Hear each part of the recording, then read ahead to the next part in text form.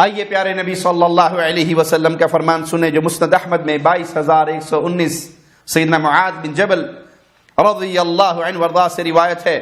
کہ رسول اللہ صلی اللہ علیہ وسلم نے ان کا ہاتھ پکڑا اور فرمایا یا معاذ واللہ انی لأحبک واللہ انی لأحبک، معاذ تیری عظمت پہ قربان جاؤں رضی اللہ عنہ وارضاہ۔ کیا شان ہے میرے پیارے نبی کے اس صحابی کی۔ صحابہ رسول اللہ صلی اللہ علیہ وسلم سے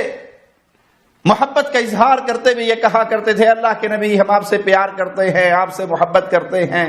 آپ ہمیں ہماری جانوں سے بڑھ کر عزیز ہیں۔ اور میرے پیارے نبی کے یہ پیارے ساتھی، اللہ کے نبی نے معاذ کا ہاتھ پکڑا ہوا ہے اور کہہ رہے اللہ کی قسم اے معاذ میں تجھ سے محبت کرتا ہوں، اللہ کی قسم اے معاذ میں تجھ سے محبت کرتا ہوں۔ اسی لیے اہل الحدیث یہ اعلان کرتے ہیں کہ جو صحابہ کا دشمن ہے وہ محمد کا بھی دشمن ہے صلی اللہ علیہ وسلم، اور جو محمد کریم صلی اللہ علیہ وسلم کا دشمن ہے حقیقت میں وہ اللہ کا دشمن ہے۔ جو صحابہ سے پیار کرتا ہے وہ رسول اللہ سے پیار کرتا ہے، اور جو رسول اللہ سے پیار کرتا ہے صلی اللہ علیہ وسلم وہ اللہ سے پیار کرتا ہے۔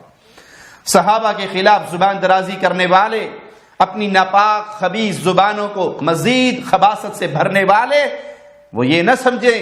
کہ ان کے دل میں اگر صحابہ کا بغض اور عداوت اور دشمنی ہے تو کوئی بات نہیں، وہ حقیقت میں اللہ کے اور اس کے رسول کے اور پوری ملت اسلامیہ کے دشمن ہے، اور پوری ملت اسلامیہ ایسے لوگوں سے باغی اور ایسے لوگوں سے بیزار ہے۔ پھر فرمایا اوصی کا یا معاذ، اے معاذ میں تجھے وصیت کرتا ہوں۔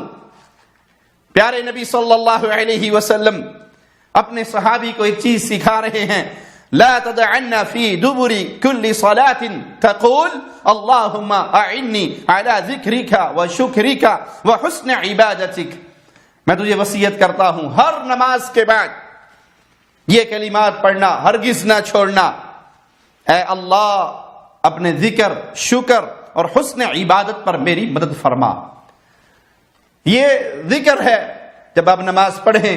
تو یہ دعا پڑھیں جو رسول اللہ صلی اللہ علیہ وسلم نے اپنے صحابی کو سکھائی، اور سکھانے سے پہلے اس کی اہمیت کتنی واضح ہوئی، میں تجھ سے محبت کرتا ہوں، یہ جملے 2 بار آپ نے ارشاد فرمائے، اور پھر فرمایا ایک وصیت کرتا ہوں ہر نماز کے بعد اپنے رب سے یہ سوال کرنا، اے اللہ تیری توفیق ہے تو میں تیرا ذکر کروں گا، تیری توفیق ہوگی تو میں تیرا شکر کروں گا، اے اللہ ذکر پہ، شکر پہ اور حسن عبادت پہ اے اللہ میری مدد فرما، مجھے توفیق دے کہ میری زبان تیرے ذکر میں تر رہے۔